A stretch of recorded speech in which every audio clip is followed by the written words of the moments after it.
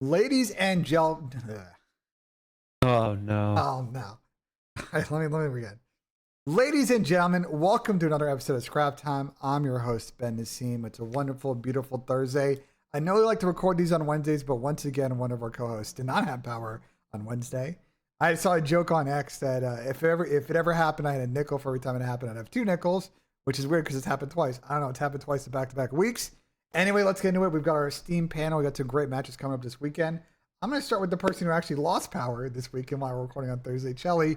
Chelly, you're wearing a hockey jersey right now because the game of the century is today. USA Canada. You excited?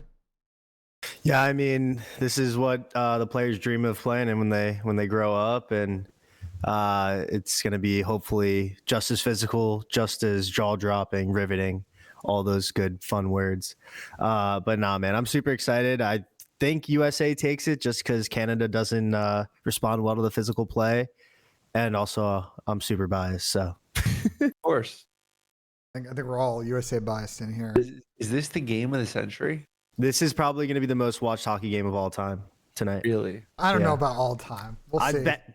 Come on, what? Give me another one. Isn't Well, this what is the isn't most this watched just like hockey the of all new time? All-Star weekend though? So like No. It is supposed to be like it is supposed to be in place of the All-Star weekend, Yeah. except the players are getting injured and they actually care because it's for pride and for their country. So it's definitely a big switch up. NBA could never, by the way.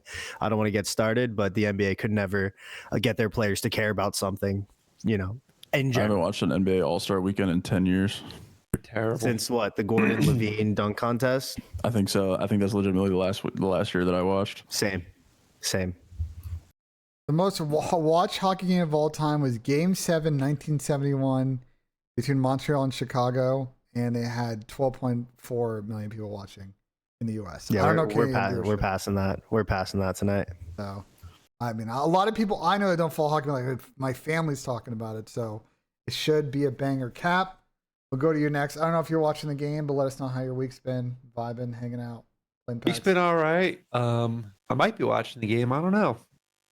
I don't really have any plans, so we'll see. Maybe I'll throw it on. It's the game of the century after all. You can't miss You're it. gonna break the record. You're gonna break the record, You gotta Cap. break I hear it's going to be the most viewed hockey game ever, Cap. You should probably watch. This is one of those where were you moments, Yeah.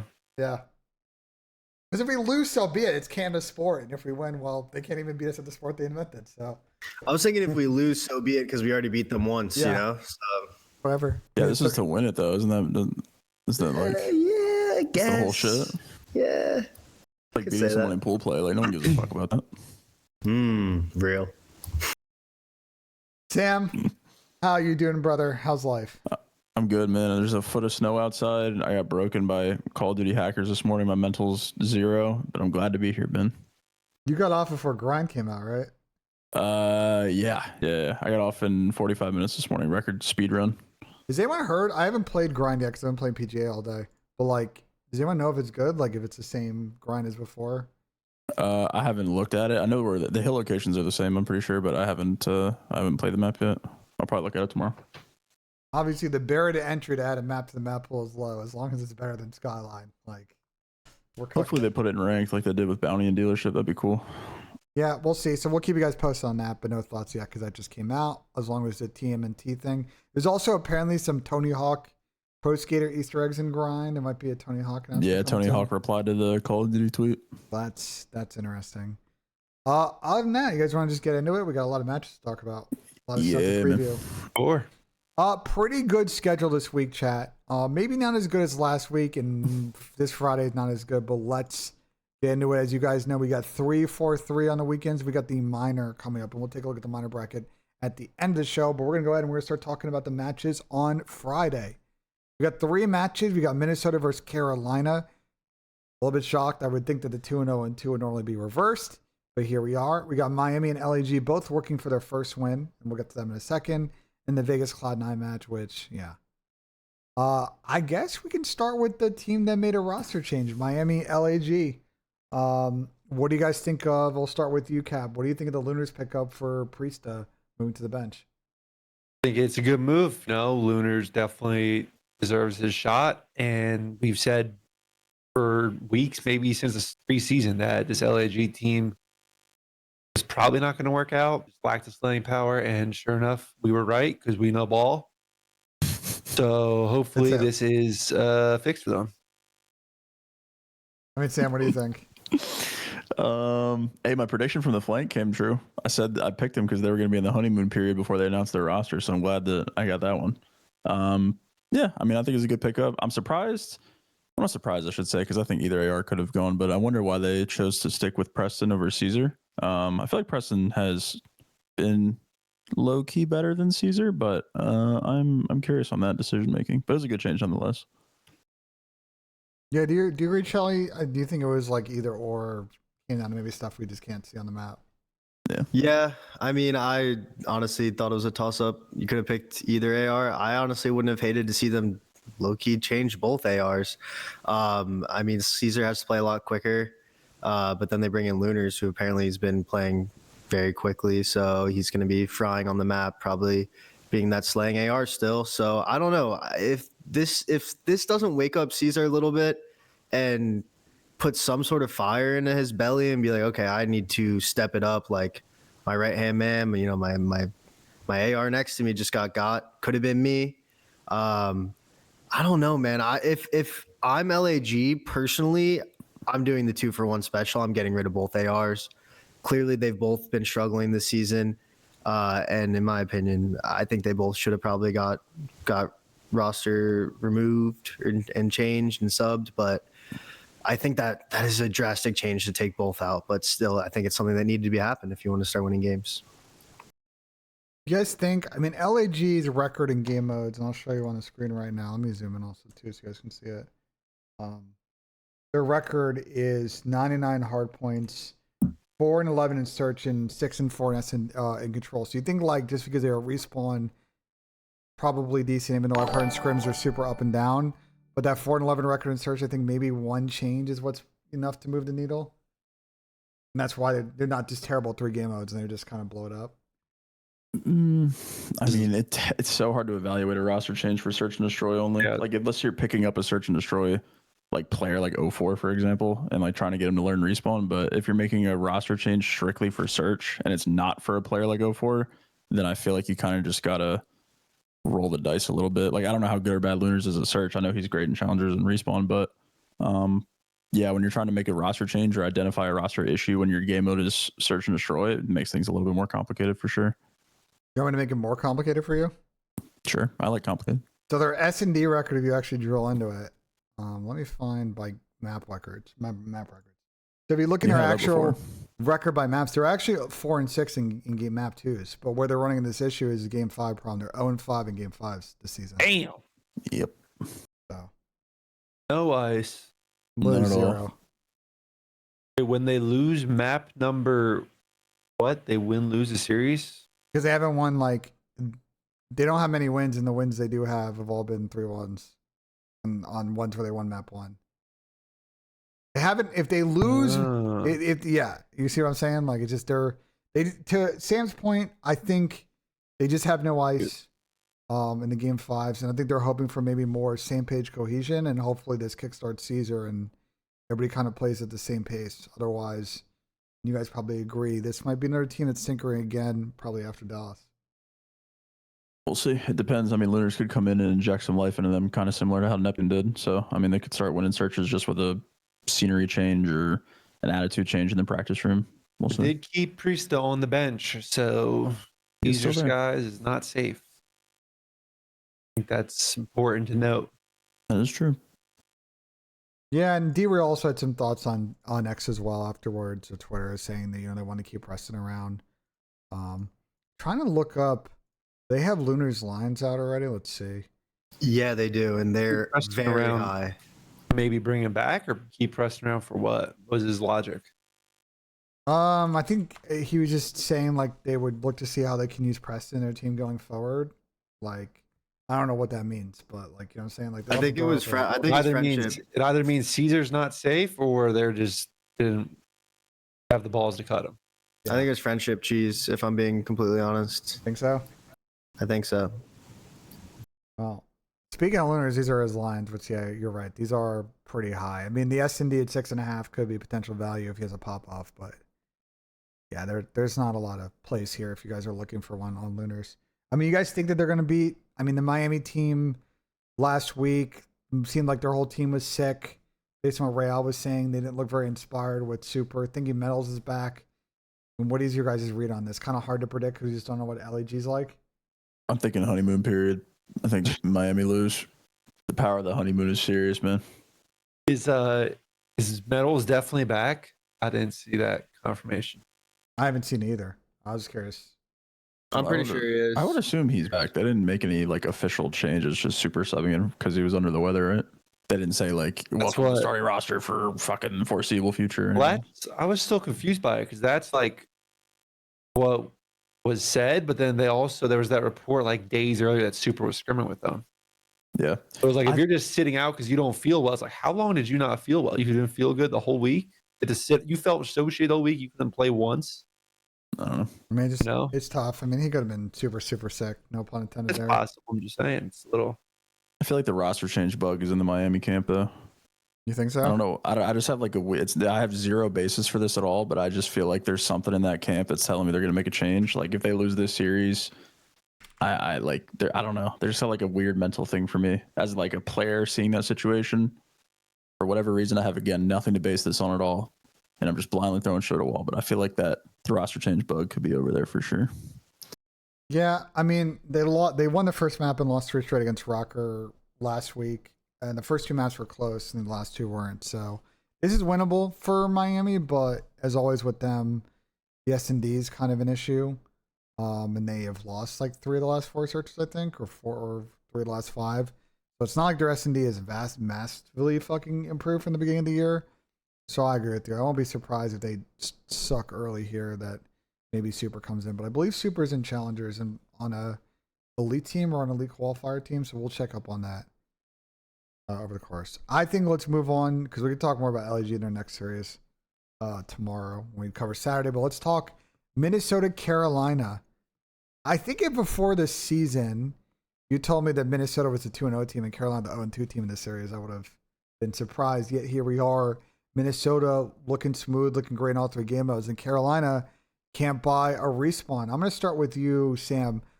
Do you think Carolina's going to be able to get out of this funk and consistency with the respawns, or is this kind of where the downward trend kind of spirals with this 4? I think this team is just going to have a season of ebbs and flows and peaks and valleys. We saw it, I mean, just within the small sample size of stage 1. I think this team is a good LAN team. So I think that their issues online are probably going to plague them for the majority of the season. I think they'll have, like, again, moments where they're looking good, like 3-0, 4-0 streaks. But I think that the real prowess of the team is probably going to be when they're on stage. I don't know.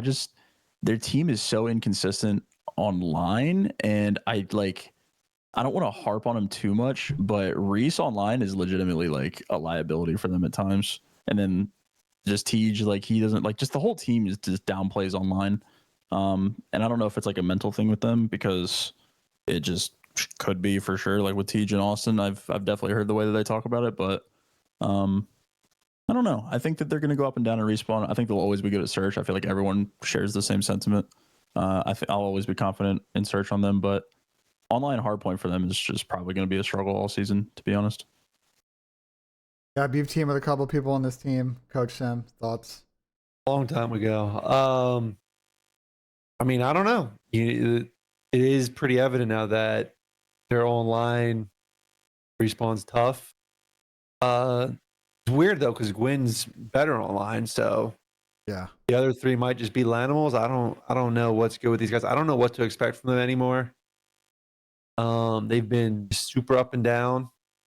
I think it was last week, maybe 2 weeks ago when we talked about it. I doubted that claim that Carolina like trolled practice and wasted practice, but I've heard more of that recently. As well as you guys kind of saying on the show that was like a widespread thing that I didn't hear, but so yeah, I mean that concern is definitely like very valid to me now after the slow start and like how they've looked or how they looked last weekend. Let me Charlie, let me get your thoughts. I'm going to interject with some stats here on the Carolina side. So some Carolina stats here, and I have the row highlighted. You just can't see it because I'm zoomed out. They're the highlighted row. Right now in hardpoint rotation percentage, so this is every match so far this season. This includes Major 1 as well. There's a second last team in rotation win percentage, and they are near the bottom in break percentage. This is So, for the like, whole season. whole season.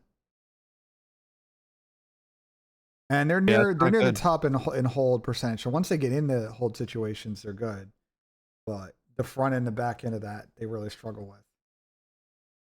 Like, what's your reaction to Chelly? It seems to you to like to be just an inconsistent hardpoint team. Dude, this team needs it's all on TJ. It really is, and I hate to put it all on TJ, but TJ in the first qualifier for the first major online, he was really really consistent, and now we're seeing him kind of fall off that consistent. 27 plus kills. It's really all on Teach because I feel like Slasher and Vivid kind of go hand in hand. Sometimes they have a good game, sometimes a bad game, and they kind of just go off the rest of the team. Gwyn's pretty consistent online. We've seen him be really solid. And then now we're seeing Teej in this major too kind of start to dip a little bit. And I think that's really affecting them in these respawns specifically. So I hate to put it all on Teej, but I think that if Teej can be a lot more consistent for this team online, they'll see more success in the respawns for sure. I think right now he is their X factor moving forward. Pretty interesting also that Dylan Envoy was calling out Gwyn World for being a kill whore because Dylan Envoy is not a big shit talker. Oh, he is, just not publicly. Yeah. Okay, I was but he did it going to say publicly. publicly. Not publicly, but he definitely. Well, everyone is. can be everyone's a shit talker in private, but like Of the course. fact that he was in his post match interview talking shit about that, he must have gotten really pissed off for him to drop that in that interview. So I think I'll be watching Gwyn a little closer, after that claim, see what he's doing on the map more. But If you put that with definitely find it interesting. the scrim like bad practice, then Yeah. makes sense. And you're adding the Shotzi comment as well. I mean, Yeah. there's just a lot of, I know we've talked about it on the show, but there's just a lot of evidence that this team's got to button up, that online practice, those online matches, because their S&D is still being executed at an elite rate.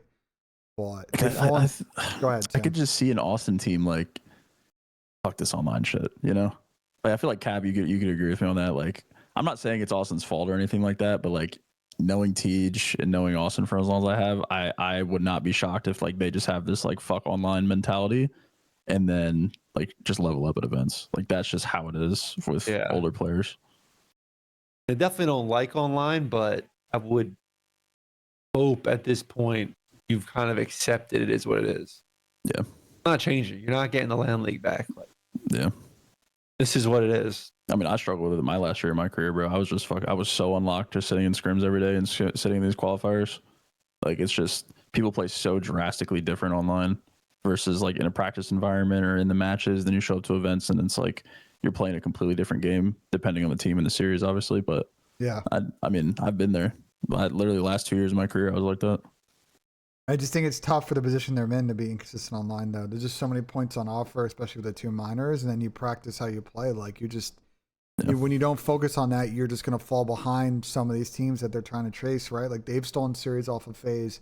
They've stolen series off of other really good teams so far this year. If you want to continue to do that, you got to be able to practice online, and I think their problem is they might fall into the box that we saw a lot from the Carolina Royal Ravens last year, which was they're tough out in search, but they become a Neslo team, and that's just not a consistent way to be top four. And then if you fall enough points, it might be hard to stay in champs contention. So I want to switch gears and talk about Minnesota Rocker. You think they're going to kind of keep it up, this momentum? 2-0 start for them this week. Playing an iffy Carolina team in Respawn. Might be a 3-0 start for the Rocker boys. I hope so. I mean, I want Chelly's thoughts because this guy's the Minnesota Rocker mascot. But I hope they do it, man. I love this team, man. I can't talk highly enough about Nero and Gio, obviously, but let me give my flowers to Paul.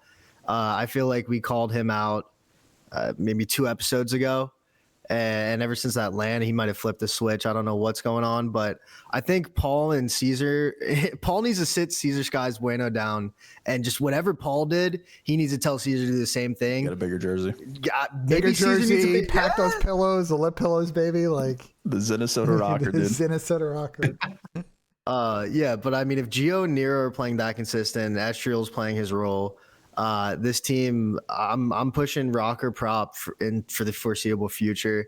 These guys are the real deal. I think they win a major this year. I don't know which Ooh. major, but I'm standing on business for this Rocker team. I think Wow. Didn't you say they're- Ravens could win a major? Whoa! I said they could. I didn't say they. But now you think Rocker will. No. I said Ravens could win a major. I think Rocker will win a major this year. Ooh. That's the difference. That is Okay. Okay. Which one? I Which respect- one of them do they I win, Chelly? respect. Oh, that's a good question. Which one do they win, Chelly? I mean, right now I gotta say 3 because OpTic's got that land cheese. So. The only thing. Okay, gotcha. The other thing I'll say, Chelly, is like I think it's not a crazy take to see them play good enough at an event to make a final. The thing, and this is maybe where Cap and Sam, it's like those guys maybe are the lack of experience that they have compared to the other teams they probably play on the other side might prove to be a factor in that first final. It's not to say if they make multiple finals they can't win one, but I mean unless they Kentucky fry that event, it's gonna be tough. Do we not see this every year where one team, there's always one dark horse major where it's like, okay, like that was insane. What just happened? What like, about last year? What was it last year? I mean, last year we didn't have that, but I'm saying we usually do have that. I'm saying we usually do have that. I mean, but look at it. Look at the Last teams. year just doesn't hold fit on. his narrative, Ben. You douche. But look at the teams that have won though on dark horses, right? Like the LAG dark horse here. Well, Kyler has been around for forever. Like Austin had been around for forever. It's not like Sparta just started playing. Like if you're gonna bring up like the Seattle Surge, Toronto Major example, like Lamar's been playing for forever, and you had Dante and Pred were a little bit newer, but Mac had some like finals experience on one of those online finals. This would be like one of the most least experienced teams we've ever theoretically win a CDL event. I'm not saying it's impossible. I just think I will. I mean, Cap and Sam, like you just I'm think saying like it's impossible. you're saying it's impossible. You 100% not happening. There will not be a team other than Optic Phase or LAT that win an event this year. You guys want to put that's that down? just faded. That's faded. Sure. What are you thinking, Chelly? Bet. I'm down to bet that. Just even money. Like I don't know how much we want to put on it. We can Deal? discuss in the DMs later, but I'm down to take that bet, bro. Someone else is winning other than those 3 for sure. Sure.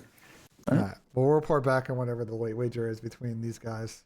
I'm staying out of this one. I think it's a crazy take. Regardless Chelly, of that conversation, Yeah. I am very high on Rock though. Yeah. I think the way that they've been playing is fucking incredible in all 3 modes. Their map pool is starting to expand a little bit, which was a big critique that we had. Paul's been more consistent. Gio has stepped up from the early stage 1 from the event to now. He's been great. Nero has been phenomenal since the start of the year, and Estriel is like the perfect fit for Nero. So, I mean, I got nothing but good things to say about this team right now. And I would not be shocked if they don't start. If they start 3, or if they don't start 3-0, excuse me. The thing with this team with Rocker is we don't see a lot with these teams in their position is they've got like 2 anchor maps in Hardpoint S&D that are like almost automatic for them. All And hard point, baby. it's the Vault any mode, to be honest, and Hasi as well. I know they're like 5-0 in Hasi S&D, I believe, and their Hasi Hardpoint's not too bad, but people have to respect their map pool. Were they the ones that 2v4 phase? It was, right? It was like Nero and Estriel had like, or Nero and Geo had like a crazy map on Hasi. And was that S&D the- or a Vault. Hardpoint on Hardpoint. I think it was Rocker, right? Chad? It was Someone in chat will probably yeah, it was correct me. Hardpoint Hasi, but then they got smoked next 3 maps. I think. Yeah, no, I remember. I'm just saying Yeah. like that. That's just like a good map for them. That was the map where FaZe decided not hit P1 like ever. Yeah, that's what it was. It was like the first week the Hasi was in the rotation. Yeah. But yeah, I think we're all pretty high on Rocker, and I won't be surprised if they take an advantage in this series. And I think we're thinking maybe some Carolina unders in this one, sprinkle with some Minnesota overs, a lot of bangs. Nah. Searches are going to be interesting in this series, I think. Are we really that out on Carolina's hardpoint, Benjay? Like you're It's that? pretty. I mean, they're It's what bad. 0-6, right? Yeah. Last 7 or 0-6 last 6. Yeah, they're on a big slide going back to Major 1, and again, just the fundamentals, the numbers, the overall in the season. It just it's not lending to too much credit. Yeah, they can get hot in a given weekend, but I just need to see them get back to that hardpoint form. And otherwise, for now, by default, I just feel like they've just gotten caught up and passed by other teams. Like what? Like Protocol hardpoint? Like used to be their bread and butter. Like they're losing now. Like I don't know, bro. Well, Austin was also Thanos on every protocol hardpoint we saw and guessed from them. Austin was undeniable for the first like 3 weeks of the league matches. I think Austin played good. They played against Toronto, right? I'm pretty sure last week. Yeah. I think Austin did I good. think they did. Austin finished 26 and 26 in that map. Everybody else got fried, and he had the most Yeah. damage. Toronto fucking fried him. That was the 250 150 map, right? Yeah, yeah. So I think Austin's still good than that. But again, I think the point of everybody here, like, Gwyn, TJ, Reese are kind of the key in this one. Reese has looked uncomfortable online. look great at Major 1, even though he's playing with one eye. And TJ and Gwyn just have kind of fallen off with their sling impact. So it's a big match for Carolina. Can't start 0-3. We'll see if they can battle with Minnesota. The last match on Friday is Vegas Cloud9. I don't know. What do we want to say about this one, bro? Like, How's the Saturday Exciting. matches? I think we can just move on, bro. We just don't see a spot for. I have zero discourse about the Falcons. Yeah, I love the Falcons, bro. I like this roster. they're starting at 3-1 Zero more, discourse about them. but until they start They win forcing an game event for 5. Chelly. Yeah, no. Well, if I'm taking the ladder on other teams than the top 3, then yeah, maybe this team will be the one to do it. All right, let me ask Maybe. you this: do you think they can Possible. force a game 5 against T9? No. No. Nah. Oh well. T9 had a good week last week. They're playing the Falcons. I expect them to win 3 or 3-1. I will say it was pretty cool to watch Falcon scrims against Fellows team, and they were They slamming slam him. Fellows team, right? Yeah, they were slamming him. Yeah, but they lost 2 players to this team. Not like Yeah, That's winners, also and true. It's also Yeah. true. That's tough. And I can imagine Falcons play scrims like it's, Scrims. champs, yeah. Well, let's move on to the Saturday matches. It's a pretty good slate. Some of these are pretty close. You got FaZe Miami, Carolina Optic, LAG Vancouver, and Toronto Boston. Is there any match in particular you guys want to start with on this list? You guys are dying to talk about. I like all these games. This Yeah. is a good day. This is a good day. I really like all these games. The FaZe one's FaZe- the boring one. Yeah, But FaZe should take care of the business. last 3 series are actually very good.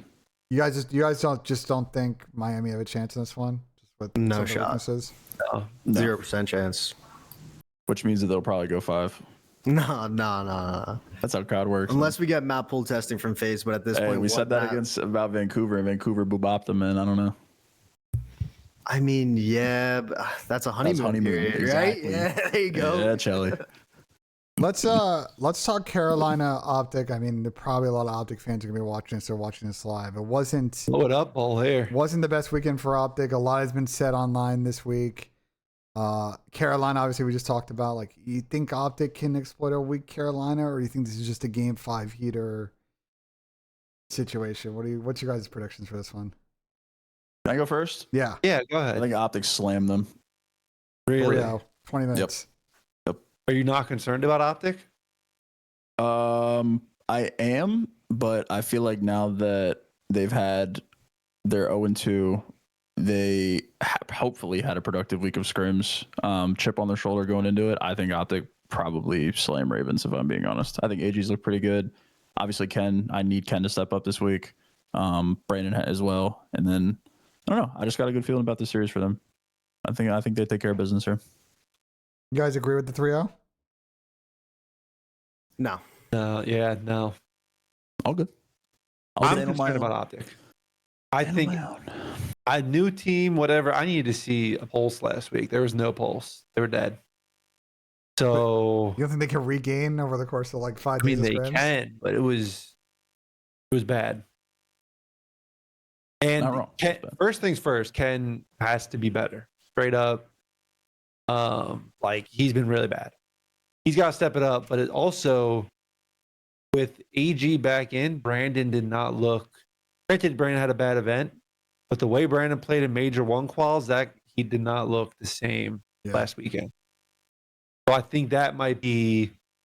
I think there might be a situation here where like AG is probably better than Kyler, but Kyler might have fit better specifically for Brandon's performance than AG does. But he also dropped 2.8 with Kyler at Major 1. That's That's why I'm yeah. comparing the qualifier, Major 1 qualifier. The Major, he was bad. Yeah. Major, the whole team was bad. Well, outside Kyler, I guess. But I'm saying like Brandon off like his Major 1 quals, he was like the best player in the game. People in my chat are saying he got a root canal. What's the fucking lore on that? Did he like have I didn't know that. teeth issues the last 3 weeks? Is that and why then he he stayed home? Or was he sick when he stayed home? Because he didn't play from the facility the last day. this is lore that I'm just finding out about for now. So, well, I mean, either way, I think Brand's got to adapt to the. He said on the Optic Pod, Brand's got to adapt to the pace of the way the game is right now. I think AG brings, and we probably all agree, AG brings probably a different dynamic to their communication and like environment and just probably overall like vibes. But they need Brandon to be 1.2 Brandon if they want to get back to the 6-1, 7-0 type of form that we expect from the team. We probably all agree with that, right? Yeah. Yeah. I mean, they all got to play better for sure. Did you guys see the podcast though? No, Or what no? they say? It wasn't more about what they said, but just the overall like vibe of the podcast. They were kind of not downplaying how they were playing, but they weren't really concerned about it at all. They seemed like they were saying like everyone thinks it's the end of the world. Like they feel like they'll be okay. Like that kind of vibe. It wasn't more like, oh fuck, we're in a bad spot. They don't think it was as bad as it was at Major Four last year, kind of thing. Yeah, So, I saw them compare it to Major Four last year, but then they were like, "This is nowhere as near where we so were." like, they were kind of downplaying it a little bit.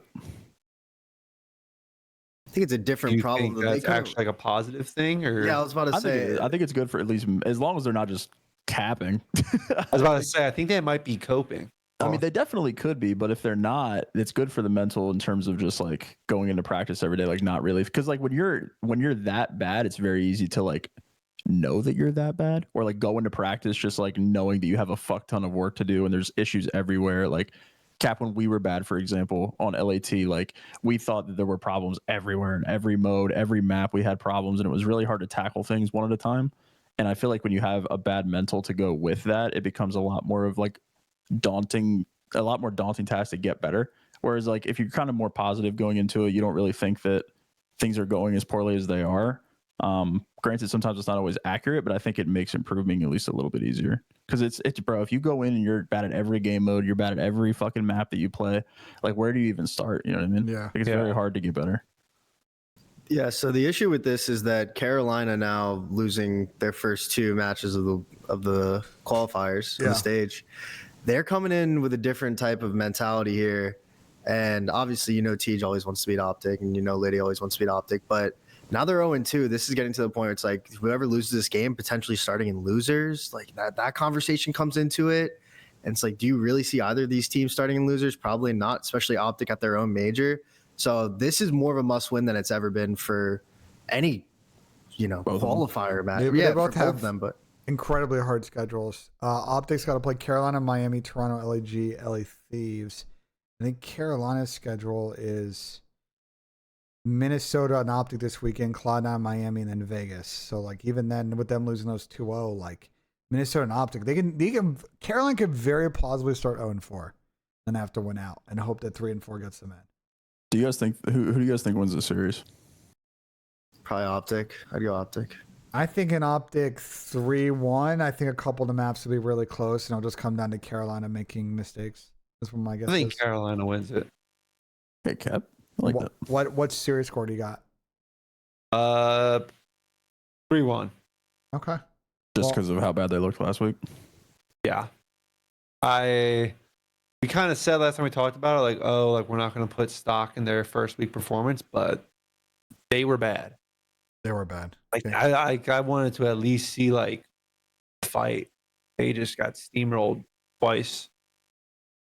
I mean, Cap, you and Sam know Kenny probably better than anyone in the league or anyone outside the league right now. What's going through his head right now? Like, how's he coming in this week to attack this game against the Ravens? I mean, he knows he's playing badly, so hopefully he's Well, going yeah. into, worry about his individual. I mean, that's what I said on stream, and what I fucking got clipped and spread everywhere. But I hope that he's worried about his individual performance because he's very like team oriented, and I think that this week that part of his Call of Duty brain needs to take a backseat. I think he needs to just have a really good individual series and like kind of let the game come to him a little bit instead of trying to force the issue team wise. I think that should be his number one priority right now. I agree with that. I don't know if he has it in him to like, Kill whore. yeah. I was gonna say like put the emphasis on like his individual performance over the team performance. Like he's always so obsessed with the big picture, how the team's playing, what's everyone doing. And when you get to that mode, it's hard to just like take a back seat and be like, okay, let me just get a fucking kill. That's not how you're thinking. It's not like you're not simplifying the game like that. And I think it would benefit him to do that for at least a bit. But I don't know if he can mentally. Well, the problem it then becomes is like if they continue not to win and he continues to drop bad numbers, at what point do they believe they can't win with him anymore? Doesn't matter what the fuck the fans think, but if at some point they believe they have a bad major two placing and they feel like he can't rebound, then you're at the roster change conversation at that point. And he's just got to figure out how to trust his teammates to do the stuff that needs to be done, and he's got to figure out how to get 5 more kills on the map. I don't. That's a Like, tough what conversation. has to happen for them to make a change? Like, they just have to. I know that people have been talking about the role swap thing in this game, which I'm gonna give my take on it. I don't know if you guys agree, but I think a role swap of any Call of Duty, this is the least impactful one. Yeah, I agree. I think that there's so much parity with the roles and decision making with whatever weapon you want to use on the fly. There's like a couple of maps where you'll see like a 2-2 kind of thing where more traditional, but I feel like in this game you have 3 players on the map kind of using whatever the fuck they want to, and I feel like a flex just doesn't change the team dynamic that much compared to previous CODs. Like, people were talking about our Vanguard role swap, but that game was 2-2 every fucking map that you played, whereas in this game you're 3-1 or 4 on either end most of the maps. So I feel like a role swap almost in this situation like really wouldn't change as much as it would in a previous COD. So that's what I'm thinking, like what has to happen for them to actually think about making a change, you know? They just bomb out of their own major. I think they bomb out and really it's just going to come down to the other 3 just believing they can't win with Ken anymore. Warlord Shotzi and shit. Yeah, I think if it's a real disastrous stage and major, they think about it. I still don't know if they do it. That's what I'm with you too. But I don't know if they would think do it. about it.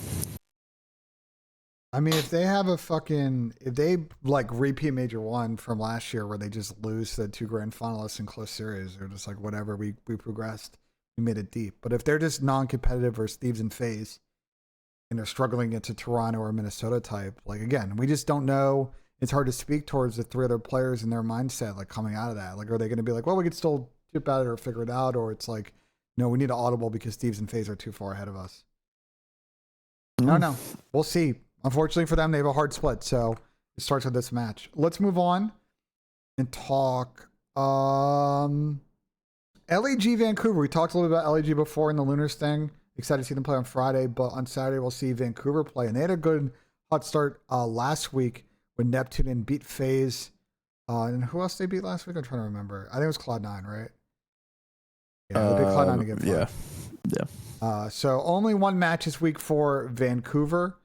They'll be playing Boston next week in the Minor 2 tournament. We'll get to the bracket there in a sec. But what are you guys' thoughts on Vancouver? You think they're going to keep this momentum going with the rest of the schedule? Thieves, Miami, Toronto, Rocker, maybe get a good seed, or you think difficult schedule ahead? People will kind of catch up to how they play, and they may just be sort of 5-2, 4-3. We just don't know until they pull up the event. What do you think, Sam? I really like this Vancouver team with the change. I think Neptune helps O4 a lot with just having a Bash Pro on the map a little bit, specifically in the respawns. Nep is just a run forward and get a 2-piece that you're like, what the fuck are you doing kind of player. We've watched 2 series now, and he played phenomenally in both of them. I don't know, dude. I really like this Vancouver team. I think this is the perfect example of when you need to make a roster change, you just fucking do it. And I wish more teams would go down that path. I think that Neptune's been an awesome player. He got touted in challengers. He was the best challenger players by far, and they jumped on it early, and he completely turned their team around, at least in the first qualifier. You know, that's not to say they couldn't go 0-5 to finish, but I really like Vancouver, man. Nep's been great. What do you think, Cap? I think this was a long overdue move. I don't think their roster they started with ever should have been a roster. So I don't know if they're going to be as good as they looked last weekend all year, but I do think this is now a legitimate team who can beat anyone at any given time. And they can also lose to a lot of teams, maybe get upset here and there by some lower teams, but I think Nep is what you needed alongside 04. And Byron Nasty had a fucking legacy series last week against one of them. Against FaZe? Yeah. Like a 1.4 or something. Yeah. So it opened up the map for him as well. I'm assuming we'll start to see better Booza performances as well, because that talented kid, but start of the year slow. Yeah, I'm in on Vancouver. Chelly, you gonna predict Vancouver to win the event like Rocker, or are you less high on them? Oh my God. Giving out a lot of If events. he pays, anything's possible. No, I'm joking. I don't know, man. The thing I like about Nep is that he just gets lost on the map. And the thing that they tried to have Charlie Hixie do was something similar, where he's running at people, but But he was just lost on the map. he was losing gunfights. And when you're losing gunfights in places you shouldn't be, it makes it very, very hard for your teammates to get a trade, which like we saw O4's numbers down, Abuza's numbers down, saw all these guys' numbers down. And now that Nep can get kills in places he shouldn't be, now we're seeing more map control, Abuza getting on head glitches they shouldn't be on, or everyone's numbers are increasing because of Nep. And obviously that's pretty positive correlation, but it's just very, very encouraging to see a guy like Abuza, who had a very, very he struggled online. It's no secret, but he's looking like his old self again. He's frying on the map, and it's nice seeing O4 not having to just run and just try and get Hixie trade wherever he died. It's nice to see. Oh my God. Yeah. I think the path forward for Vancouver, one is, I mean, Chelly it's, doesn't give a fuck. I mean, it's blunt, but I mean, Charlie was. I mean, no, he's absolutely Yeah, correct. That is, you're fucking hilarious. Charlie don't give Chelly. a fuck, which I I don't give a hilarious, fuck because, bro. like, dude, You are hilarious. I watch every single match. You know where I'm. You know what I do for work. You know what I'm saying? Absolutely, man. Sure. You know The what I prize do. picker, professional prize I was picker. picking more or less is. I mean, look, Picker. with Vancouver, O4 is going to be an S&D playmaker. You know that this guy can clutch up and search. Doesn't necessarily mean that they're going to win Map C last year, but this year, at least with Nep right now, they look pretty hot in the game mode. And it looks like the respawn is more informed. I think we probably all agree we got to figure out, as teams kind of play less protocol against them and they kind of figure out the rest of the map pool what Vancouver's weaknesses. But the team makes more sense now with Nep. So I think going into this matchup with LAG, we just don't know what to expect from LAG, who aren't a bad respawn team. It's just S&D. I mean, this feels like a Game 5 heater to me. I don't know about you guys. This feels like we're going the distance because Vancouver, as good as they played last week, Cloud9 also took them to Game 5, even though Game 5 wasn't close. It just depends on the dynamic that Lunars changes this team. Yeah. If it's super impactful, then I think that LEG could be on the up. But like it just to be seen. We don't really know. Is Vancouver still on a honeymoon here, or is this strictly LAG honeymoon potential? I have Vancouver winning the series because I just from what I watched last week, I really like how they're playing with Nep. Yeah. I think it's a complete 180 on the map. Like they're so much more proactive. There's so much more room to work. You're not getting suffocated anymore. No offense to Charlie, of course, but like when Nep's just head bashing hills, getting two pieces, like it just creates so much more space on the map. Yeah. And I really liked what I saw last week. So assuming that they don't just completely crumble and break the fuck down, I have Vancouver winning this. Cool. Well, let's move on because I think this one could be a heater. Let's talk about Toronto-Boston, another one that could be a heater. Both teams with a bit of a mixed week last week. Boston actually got off to a hot 2-0 start. Had to go Game 5 with LAG. They iced up, but they 3-1 Falcons. Although I don't think they played that good against Falcons. Got kind of lucky Falcons can't hold a P2. And then for Toronto, a pretty embarrassing loss to Cloud9. They got 3-0 smoked off the map, but a pretty solid 3-1 victory with a great series. I believe in that one from Joe Deceives and Ben Beans as well. Boston is I'm going to show you guys pull up the odds right now on this one. I think it's fair to say you guys probably agree Boston plus 110 probably seems about right. Toronto favorite, but for someone who maybe likes to bet, there's probably a lot of value in taking a Boston money line. Like they got a real chance to win this series, you would think. Do they? I don't think. You don't think so? I think Toronto beats the brakes off of them. Why do you think that, Sam? I'm out on Boston. They went 2-0 last week. You're out? I'm out. You're gonna need to elaborate on that one. I'm out on them. I know that I was high on them to start stage one, but I've seen now the ebbs and flows of this team when they're playing good and when they're playing poorly, and I don't think Boston is ever going to be good enough or consistent enough to like really crack like the top six and like a. It's just, I hate to use the word consistent twice, but on a consistent basis. Cammy and Wake, I know Cam's been playing better COD the last week. I just don't like this team. I think would still be better with a roster change. I don't know if that's a hot take or not, but like they played bad COD against Vegas. They had a shit event. The mentality in their team doc, which I went back and actually watched, Ben, and you are absolutely correct. I'm out on the team personally. I think Snoopy's great. I think Purge is serviceable, but he doesn't play well against top tier talent in the league. That's just a proven fact at this point in a season and a half now, or a season and a quarter. But I'm not swayed by the team anymore personally. Chelly, what do you think? I mean, Cammy was kill whoring. I'm not gonna lie. We were watching it, bro. Yeah, but he had bad numbers going into this split. So you're playing Falcons now. Like obviously you're gonna want to get as many kills as possible and boost your stats up a little bit. We all saw it coming. I don't know why we're acting surprised here.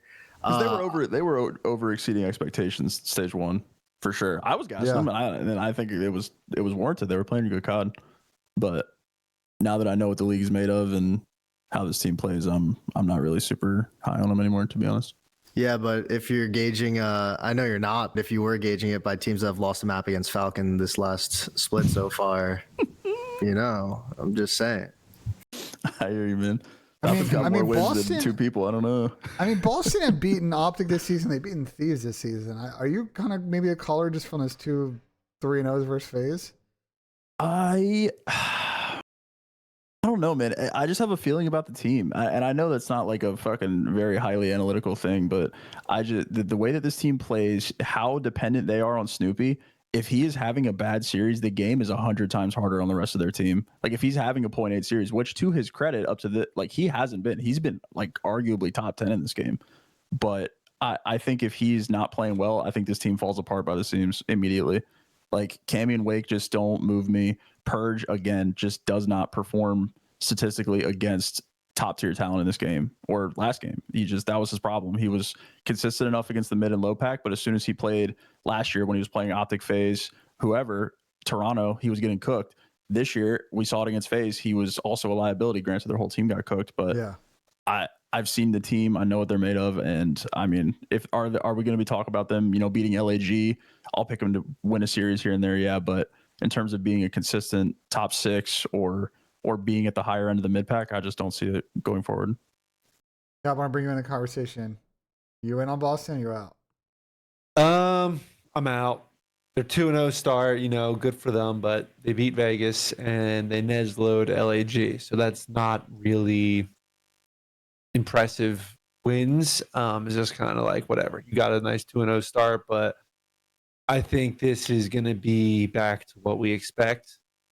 And I think Toronto's just going to take care of business here. There's the better team, better players. I actually don't know if Toronto's necessarily a better team, but I think they're just significantly better players. That's where I was about to go with that. I was like, they have a chance in this series because let's not act like Toronto's playing consistent either. Yeah, Toronto's not great. Toronto, I'm a bit iffy on now. I see where Sam's coming from, bro. I don't have faith in Boston in a big match beating FaZe or OpTic or Thieves right now. I'd have to see it to believe it at end of that. But I don't know if it's enough for me to like fade them because they're scheduled to split.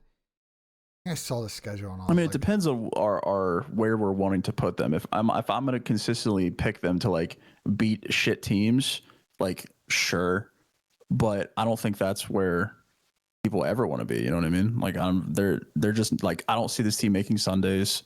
I don't see this team battling late Saturday. You know what I mean? It is what it is. This is their schedule. See Toronto, and then we'll talk about Cloud9 in a bit. Thieves and FaZe after the break, and then Miami. So the 2-0 start is big because those are the matches they have to win. Because I think they're about to get fucking Kentucky fried. You think this is their winter? I think they lose to Ultra. I think they lose to Thieves, FaZe, potentially C9 if C9 play how they did last weekend, and then that Miami series could be interesting. But I think this is a 1-5 or 1-4. They're 2-0. They're 2-0. Oh, you're saying 1-5 for the rest of these, yeah. Yeah, I mean, I think it's a real tough schedule, but we'll see. Maybe it's a bad take. Maybe my take will age like shit. We'll see. That's just the feeling that I got about the team. Yeah, we'll see how they feel on Saturday. But right now, I'd pick Toronto, but we'll talk about Toronto in a second. I'll talk about them with Thieves. Let's move on. Those are Saturday matches. Again, Saturday banger. I think the CDL Saturday, Sundays are pretty good coming up because this one's also not too bad as well. We got coming up here. Minnesota Rocker versus Vegas. Okay, that one's kind of a snooze. But the next two are actually pretty good. Toronto and Thieves and Cloud9 and Boston. We'll skip the Vegas 3-0 first match of the Sunday cheese that we had last week as well. I want to get right into picking up the Toronto Thieves kind of conversation. I kind of like this matchup just because this is sort of a potentially natural rivalry this year, especially if Toronto actually pulls up in these, just because of the roster change kind of drama, some stuff that's been said on X, and also some map pool stuff. I want to start with you, Cap. I could see this series having a couple of protocol square ups, and that's been kind of the X factor for Toronto against some of these teams. When they're on in protocol, they're winning series. When they're off, that's how they're getting kind of slammed by these better teams. You think Toronto have a chance in this one on some of the square up maps we might get? Maybe Skyline S&D? Do I think they have a chance? Yeah, I'll give them a chance. I don't know. I don't know if it's a very high chance. Wait, what was said on X though? Back up. Like the stuff with Adamu and like the early offseason shit, hoodie org shit. The hoodie org shit. That's not like player beef. I thought there was like player beef. Nah, I don't think there's any. I assume there's no player beef unless you know Toby or Jamie win this and they say something about Scrap and Dill ditching them. You go to team with Paco and still not being able to beat them. That'd be great entertainment. Yeah. Is this the first time they played this year? We're on LAT? I don't think so. It might actually be Have they played? It might be a revenge game for Toronto. I don't think they have. Scrap and Dill left that too, and then Joe was on LAT. Little chip on the shoulder. Little revenge game for three of them. Actually, yeah, I'm taking Toronto. Fuck it. You're taking Wow. Right now, three-man revenge game. Like plus you 280. You gotta come to play for that one. Plus 280. There's some good coin to be had. I mean, What's their win con cap? My personal thing is I think these probably win. I think these win two S&Ds, Toronto. Yeah, I think these win. I think these win a 3-1 just because I'm not sure about Toronto's control. But what do you guys think? If Toronto was going to win, it'll be a dirty Nuzlo for sure. No, you don't think they can win? Your response? A hard point? I mean, they've started very slow. I mean, even Bean said it in the interviews, they start every series super slow map ones. And I think if LAT come out and punch them in the mouth, I think it has potential to be a quick series. But if Toronto sneak the map one and LAT just make zero progress in search with the week that they had after they lost the Falcons, then yeah, Toronto could very easily win the series. But I think that LAT is just the more skilled team. I think they're better in both respawn modes. They're top 2 in control with FaZe right now. Their hard point is just better than Toronto's point blank. So I think that it's probably going to be a 3-1 if they lose the search. I don't have Toronto winning a respawn in this series personally. The Toronto respawn stat, just to refresh everybody, because we've talked about this a lot, and just we'll keep mentioning it. Toronto, and I've highlighted the arrow again because you can't see the names. 40.08 win percentage on rotation for Toronto, but they break at a 35% level, which is near the top. So like we talked about this a bunch. is second highest rotation win percentage. 52. Yeah, only FaZe is higher. Okay. I should slide this over. You can see, but that's what worries me, Cap, is like that's a stat that we keep harping on is like important, and it's just LAT is so much more proactive on these rotations than Toronto is, and FaZe has a 75% hold rate. What the? So they're out rotating them, and they have the highest hold in the league. So, again, that's not to say that Toronto couldn't win a hard point, but I think it would be a pretty big upset for me personally. I think LAT is just better in the mode, and they're unbelievable at control this year. Has Toronto gotten any better in this regard? Like, we look at their major one and stage 2 quals only, because I remember they started really bad in these stats. I've gone through it, and it's a way to separate that. They're trending up, but not trending up as much as you think.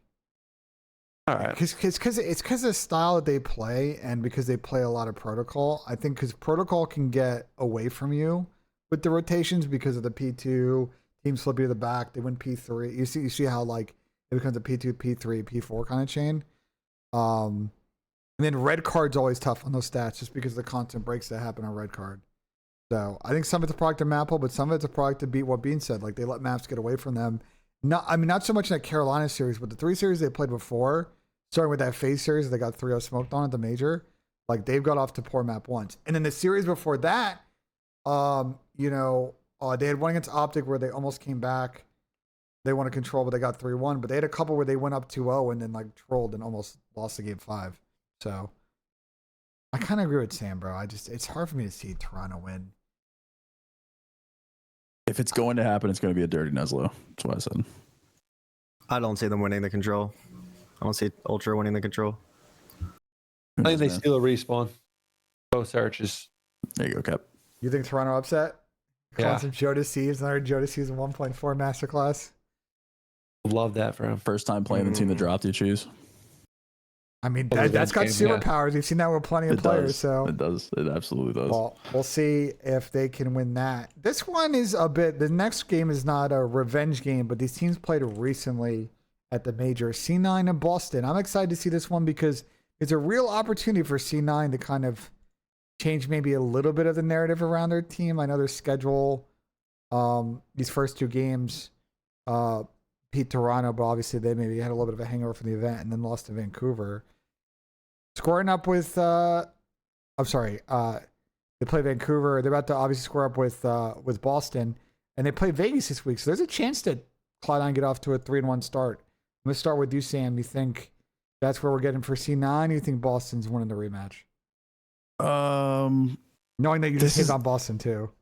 Yeah, I did just hit on Boston. So, I mean, they could definitely win. I'm not saying they can't win this series, but I don't know, dude. The last week for C9, and I'm curious what you guys think. I think they kind of kicked the can down the road a little bit. Like, they had a good week. They played two good series. One, obviously, they went 1-1, but they played two pretty good series, but I still don't know if, like, this is the team. You know what I mean? Like, this is a similar situation as Boston. Like, I know Dante's been playing better. Attach finally had a pretty good series last week. He had a great, like, 10-1 Hossie search. Like, they had a good week of COD, but, like, is that a blessing and a curse where it was a good week so your team stays together, but in actuality, it was a good week just because you had a good week? You know what I mean? So I'm more curious on what you guys think about it, because I don't know if I'm completely in on C9, but I will give them their flowers because they played the best week of COD since this game came out last week. But I'm curious what you guys think. I have C9 kind of hovering around that rocker status right now, where it's like they have these series where they look like one of the best teams in the game and can blow out the lower competition. Rocker winning the event. Okay. Yeah, that's true. Well, pre-rocker winning the event. Okay. Which hasn't happened. By the So way. like Before it happened. C9 before rocker hit final form. Wow, Cap's really gonna hold on to that take. I love it. All right, I mean, Cap, Chelly, this is an absolutely absurd one. You said it earlier, and then you said C9's on the same level. So I'm wondering how many people are on event Cap is 12 events this year. event winner level. That's Anyway, C9. I'm just gonna ignore that You're until rocker hilarious, win an man. event, and then I'll come back to this. Oh, man. But yeah, no, I like the C9 team. I do think that they need a change, but at this point, if they're gonna keep playing well, let them play well. But I don't know. I just don't see them going any further than top 5, top 6. See, but that's where the conversation always ends, though, because you don't see anyone going further than that because they just can't. That's just not the CDL, you know. Like, what is the absolute top standard that we can hold teams to that isn't winning events? And that's like top 6, top 5. You know, In this game, I mean, just in general in the CDL. That's just how it is. Unless you're a super team, it's like nobody. I mean, I'd be shocked if anyone's in the middle I'm of getting facing fucking- back-to-back top 4s. Close my blinds 1 sec. I mean, I'm curious. I'm just trying. I mean, Cloud9 held it off for at least last week. They looked better. I still think Dylan Attach played serviceable enough where he dropped like a decent series against Toronto and like a .95 against Vancouver. And I know they lost in game 5. I haven't seen the sun in days. You still gotta have Holy fuck. some better series. Patch, or else he this is the way it is now. He is the one on the chopping block if things do turn south. Like, it's cool if he can play like he did last week, and they keep having those weeks where like they win, they go game 5, maybe different world. They win that game 5 against Vancouver, and they're 2-0. If they keep winning and playing decent, then we'll keep his spot. But like the first real downturn this team takes right now, it's going to be Dill losing the spot. So for his sake, I hope he has some big series, big maps soon. I mean, the thing for them is they've got the Vegas series, which should be a dub. Boston, which should be close. I personally have Boston taking C9, but I won't be surprised if C9 wins. And then after that, they have the minor 2 tournament. They play Rocker. Like, yeah, I think they're still on that hot seat. I don't think they've gotten out of it. And I agree with you. Dill's the player that kind of rotates out. Although I think Mac and Kremp aren't dropping like automatic ones anymore. I think Kremp had a good weekend, if I remember correctly. But I think Mac had a tough series. If I remember against Vancouver, we really struggled. He just had bad searches. I think he had. I think the respawns were okay if I remember correctly, but his searches weren't great. Let me look it up. He went like 2-7 and then 0-7 game 5. I think. I think Kremp's been their best player for a little bit now. He's been really good. Max started the year really hot. I think so. It sucks. I think more recently, but Kremp's turned into like this team's there it is, Sam. player. The donut. The dreaded donut. 423 damage for him too. 420 damage is crazy. Yeah. It's a real call. That's a real call out. Shouting out the boys, dude. A real call out with you and Tom. Yeah, Kremp I think has been a good addition. I think Kyle's still a nice role here. But yeah, I still we all agree. I think this is still the chances of making a roster changes are still pretty high. That's what I meant by that. Just kicking the can down the road. Like it's like when you go to an event and get like a random top 6, and you're just like, fuck, let's stay together. Like that was such a good weekend. Wow. And then you go home and then just get fucking torched. You know, that's why I tip Miami with what they're potentially going to do. I'll make a prediction. I don't think they make a roster change until after this major. I think I agree with that. I think you'll see Lamar, if they have a tough start and kind of bomb out a major 2, you're going to see Lamar at the hotel ballroom watching challengers on Saturday, Sunday, trying to scout and figure out who's going to take Dylan's spot. Because it's funny because, oh my bad. It's funny because that's how it kind of works. Like that 3-0 win over Toronto bought this team like at least 2 more weeks. Yep. Where, you know, like it's like, oh, like that's what we're capable of. We can play like that like all the time now. So now it's like you keep trying to get that until disaster strikes now. Like until you have some horrible series, like horrible weekends, they're going to keep that one match and be like, this is what we can do. We just got to do it consistently. They're just chasing it over and like, over. That's pretty much what Sam's saying. It's just funny how a series like that can have that effect on a team and like their opinion of themselves. Yeah. Pat says it all the time on the flank. It's just like getting a good placing was the worst thing that could have happened to this team. Yeah. I have a question for you guys, real quick, Benjay. Go ahead. Is there any mid-pack team whose either submachine gun has their job like on the line? Do you think anybody's like on the chopping block? Because I can't think of one. Like Metals would be the other one. Metals is a good one. Yeah. Okay. Because Boston, I think you don't want to break up the Purge Snoopy thing right now. C9, I wouldn't touch it. Vancouver just made a change on that front. LAG, I don't think you touch. I think Purge would be on the chopping block if his AR, if he had at least one better AR. Yeah. I think is right now it's just like the best of the worst in that situation. At least for now. Players of their subs. Yeah. It's honestly crazy. I don't know if it's ever been like this. I can't remember. Wonder what could cause that. I don't know. Probably the Jackal being OP. Or the game being super fast. Come on, Sam. Stop pushing the pro. You would still. Sorry, Jackal's way OP. I'll rest when the gun's going. Way better. Bro, the Jackal got GA'd and we didn't see anything change. All right, let's. Exactly. That proves more of a point, Chelly. Okay, we're not doing this right now. We got to. Thank you, Chelly. Did people in my chat trying to put Kyler on this C9 team? I don't see it, bro. I think that's a weird personality fit. I don't think Kremp, Kyler, Mac trio is the best fit for everybody. With Dante, I don't know. No brains on that team. Yeah, that's all vibes. No thinking. I think they're going to really struggle. So we'll see. Again, C9, if they're struggling, they look chalked, they're just going to be a candidate to pick up whoever plays really good out of open bracket at Major 2, which is going to be a massive event for some people making teams because it's the first land we're going to see on the Challenger side. Last series, Minnesota versus Vegas.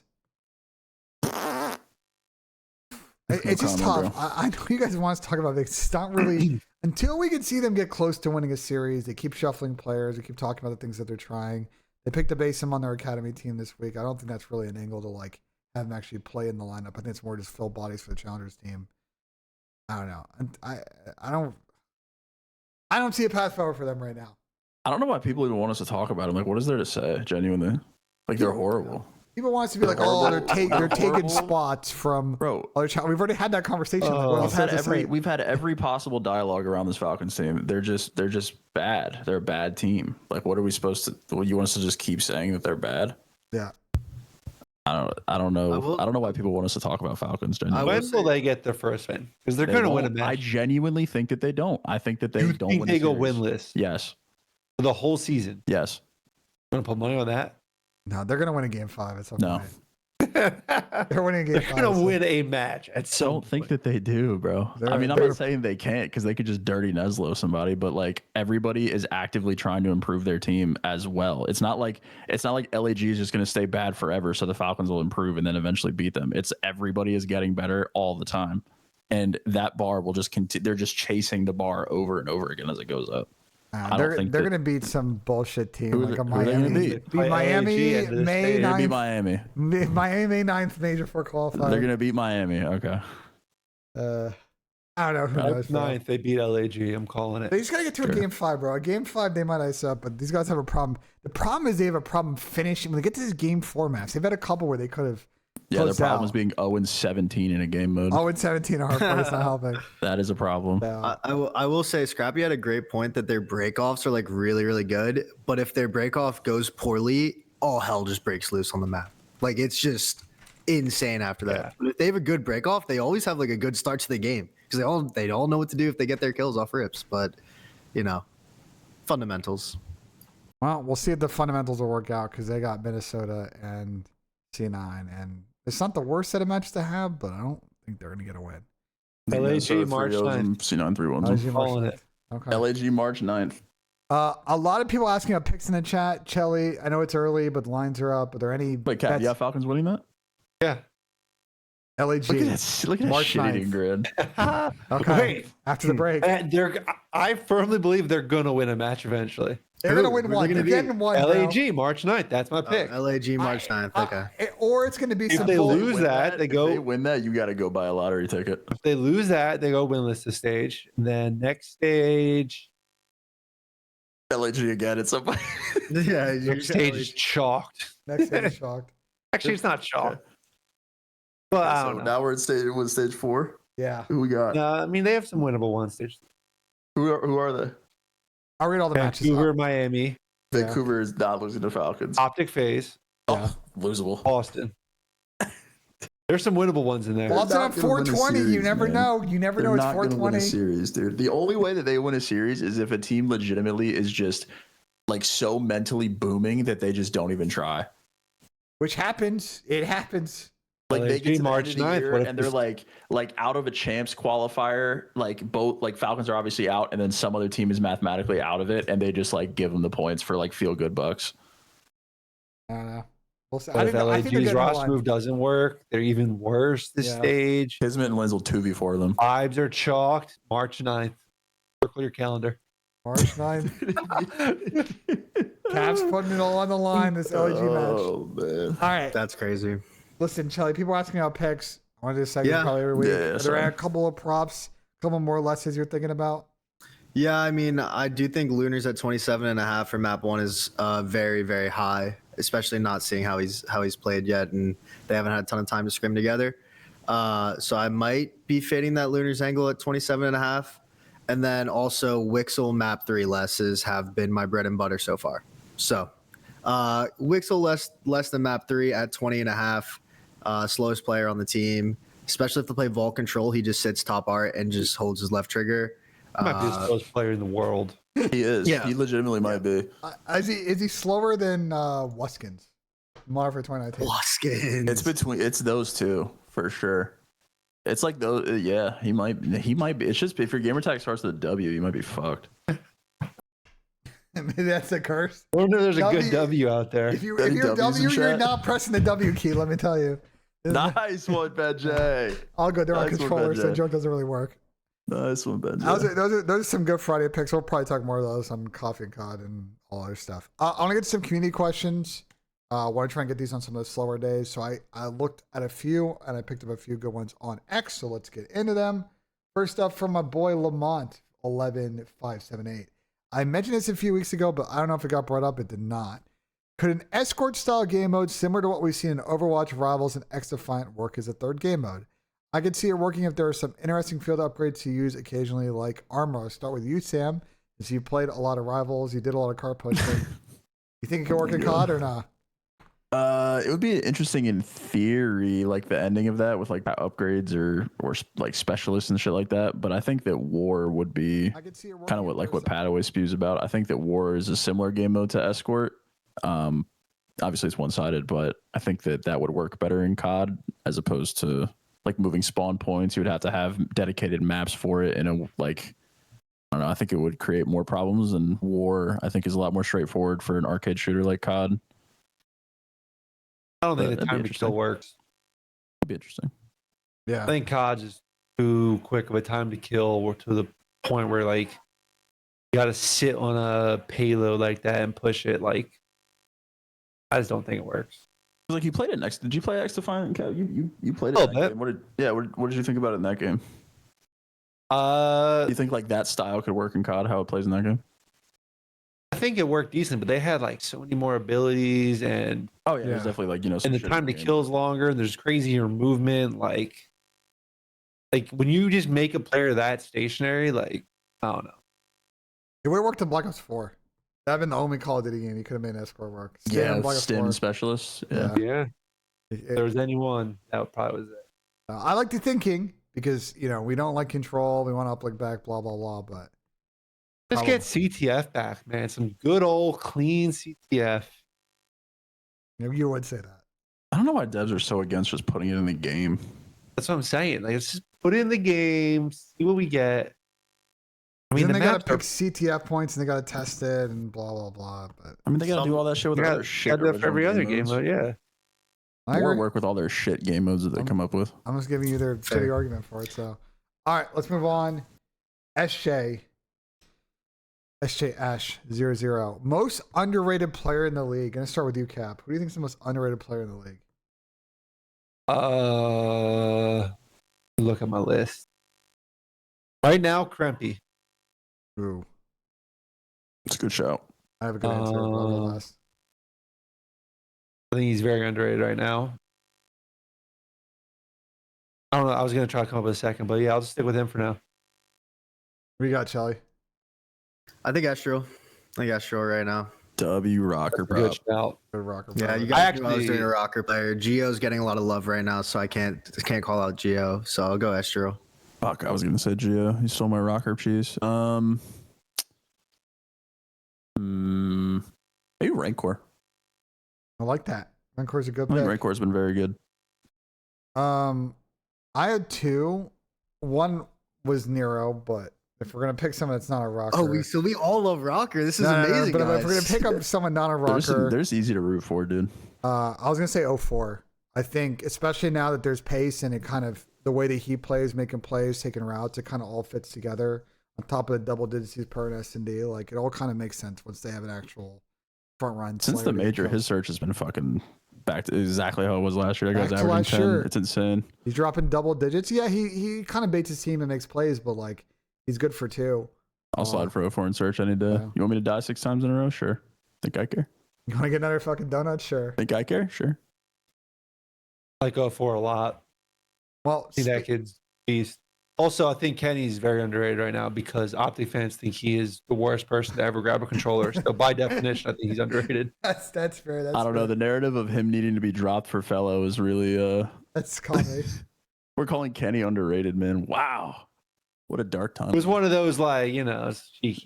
He's been bad, but you're wrong. That's by definition, you're like your take is objectively correct. That's what makes it funny. Yeah. Did you guys see the Gersh clip of him standing on business for Kenny?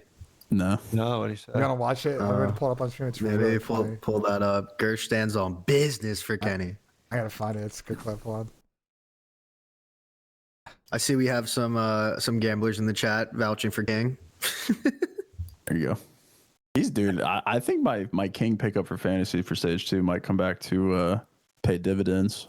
I don't know if I can find this clip. Does someone have the Gersh clip? Did someone look at chat? I gotta set my lineup for this week. Let me see who this. I didn't want to bring it up, but my main AR Priesta for my fantasy team. Yeah, not a great look. That's You not get ideal. Lunars? That doesn't help my ball knowledge. Would you guys start? Statistics. Actually, Cap, you're the only one not in the league, so you can give me an actual answer. Cap, would you start Vivid or King this week? Falcons are playing C9 and Minnesota. Playing matchups, COD fantasy. We I are love playing it. matchups. I'm streaming my fourth spot. Or Ravens playing Rocker or Optic. I'm thinking King. Thinking King. He's King. Welcome to the starting lineup, little man. Yo, big day for him. Big day. See what he's made of. People forget Benjay drafted Super and he started in the first game that he played and he wasn't on the roster. He was as the sub. So Don't you Benjay really? had some intel. No, you had calling intel. inside- Yeah, Insider but now trading? now Is that what now you're I'm calling? fucked because I'm 3v4, so I gotta pick somebody up. So Hold on, let me check the waiver for you, Benja. is it good? Oh man. There's no choices. I know. You got Falcons, or Metals. I might, Jesus. might have to pick up medals.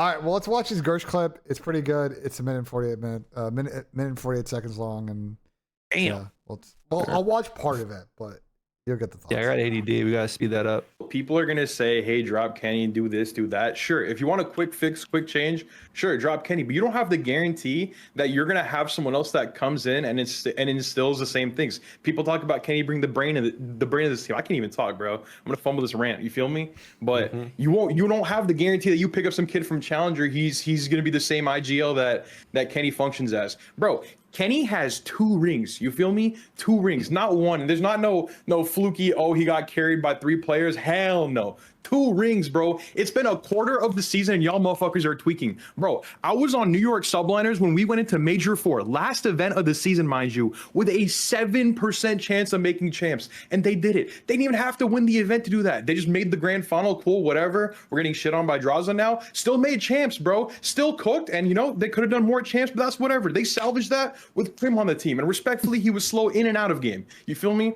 Bro, if you drop Kenny right now, I'm going to sit there and laugh because, like I said, 1 quarter of the season. If the Eagles start off next year going like 0-4, you think the Eagles fans are going to say, oh, we should drop Saquon Barkley? No, because that is talent. That is something that is part of your team's culture and your team in game that you're just going to remove and throw away as a very stupid decision. Brother, if you bring in anyone for Kenny, it's a quick fix. But is it really going to be impactful? No, because that's when you get into those quick changes, those the quick roster moves that don't really give you a solution. You swapped out Pred for Hook and then Hook for Pred again. What changed? Realistically, what changed? That's basically it, but you get the point. Good rant out of Gersh. What an Eagles analogy, man. Yeah, I That don't was know the Eagles terrible. analogy. That was terrible, honestly. Kenny You- Saquon Barkley. You heard Kenny it and- first. The Eagles start 0-4 next year. I'm calling Nick Sirianni's head on a snake again. So God damn again. Holy fuck. I think a if cap. they start 0-4, yeah. I think a cap goes tweak. Speaking of tweaking, the last question we have today from Owen: favorite donut flavor? Question only for Octane. Boston cream. But I also don't like donuts that much. And you don't like Boston. And I don't like Boston. There's nothing about donuts that intrigue me. You don't like the city of Boston, or is that a sports fan thing? No, I meant Breach. Wow, true. True. I've only been to Boston when it was 4 degrees outside, so my experience is minimal. Yeah, they kind of did the city dirty. The Boston's pretty nice in the summer and the spring and the fall, but we go in the wrong times. Anything else you guys want to cover? Benja, answer that question in chat from Wilder. I like that question. What's the boys? Any recs for how to start join a challengers team? Oh, great. What I would say these days, because it used to be I'll go to MLG forums or this place.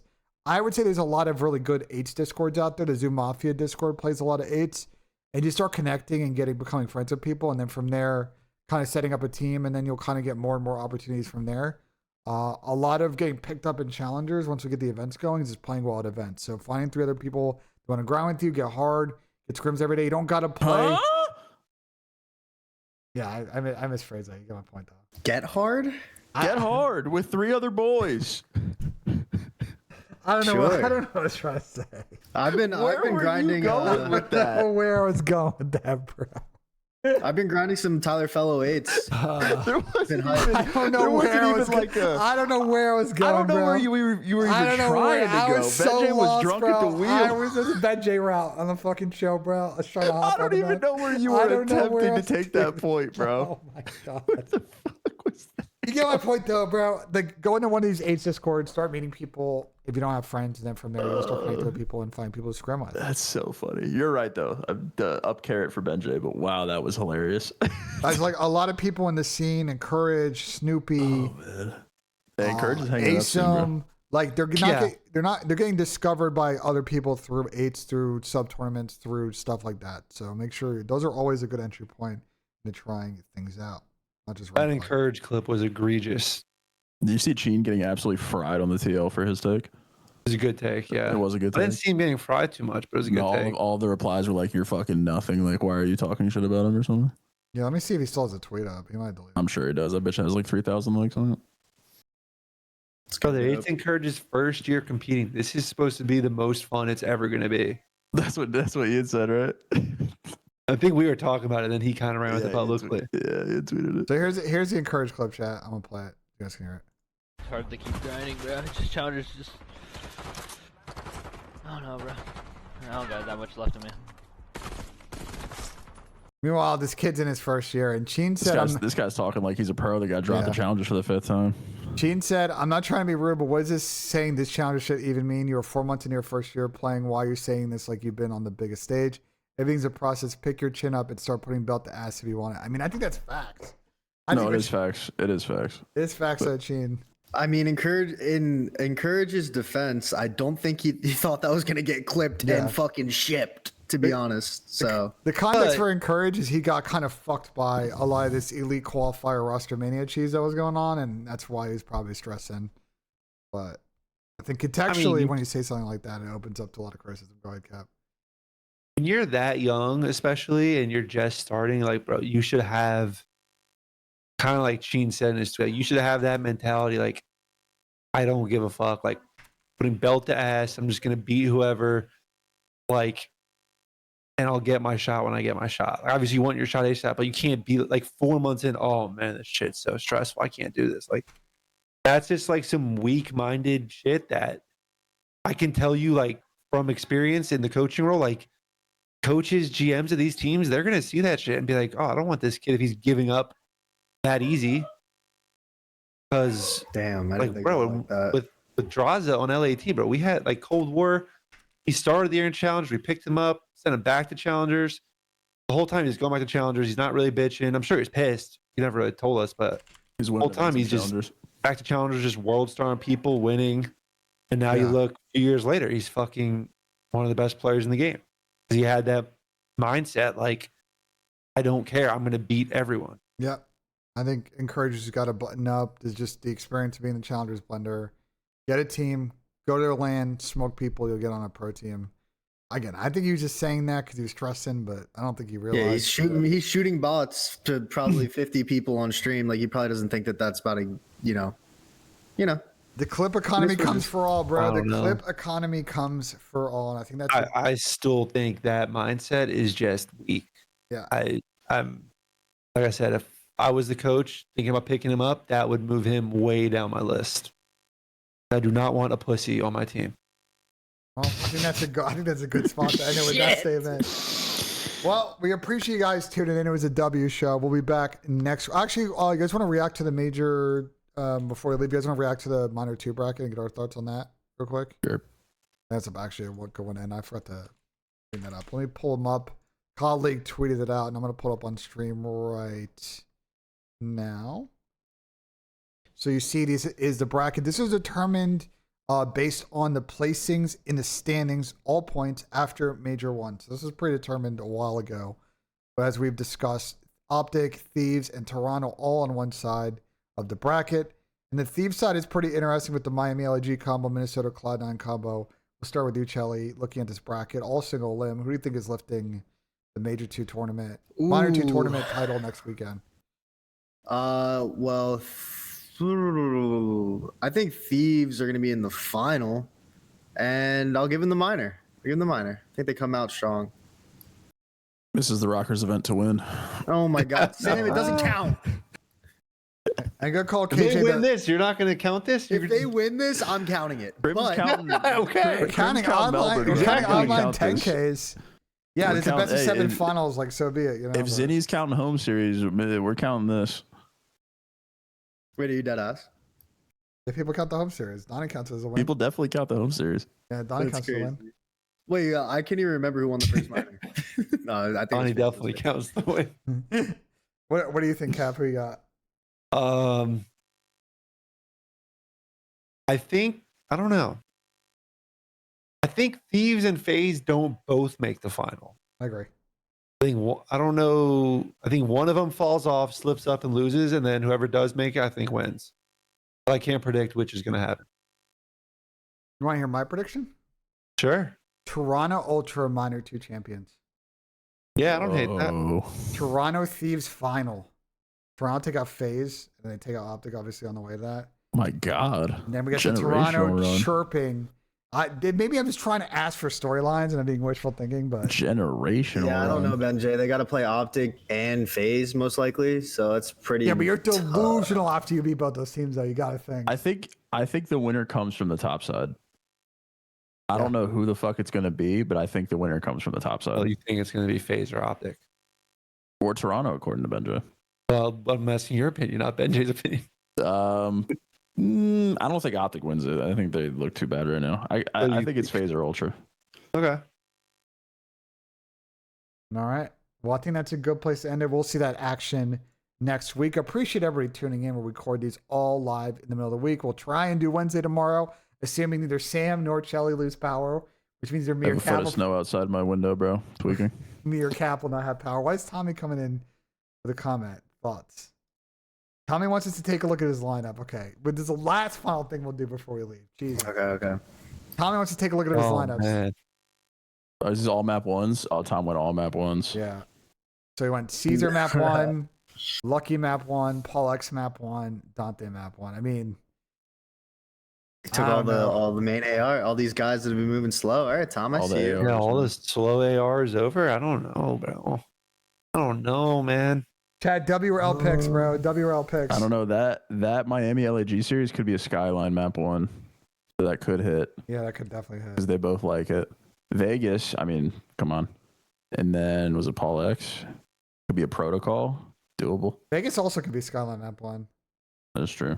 C9 too. Yeah, it could be Skyline. We've also this is Yeah, what I'm some going to say Skyline, real man. quick. Now, dude, I think Dylan Attach is going to do what Cammy did against the Falcons and just go for 30 bombs.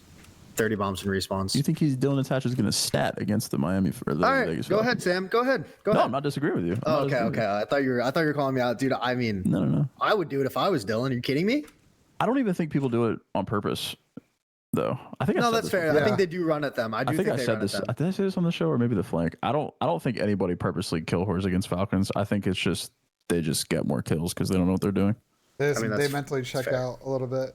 A little bit of both. You know, I your wouldn't be shocked, education, but it's what it is. All right, I'm ending the show now, bro. Enough interruptions, enough Tommy talking shit to people in my chat where it's L picks. Appreciate y'all tuning in. We record these live every week. If you missed an episode, you can check it out on my YouTube app at Nissim. Obviously, follow everybody here on X. They all stream or make content.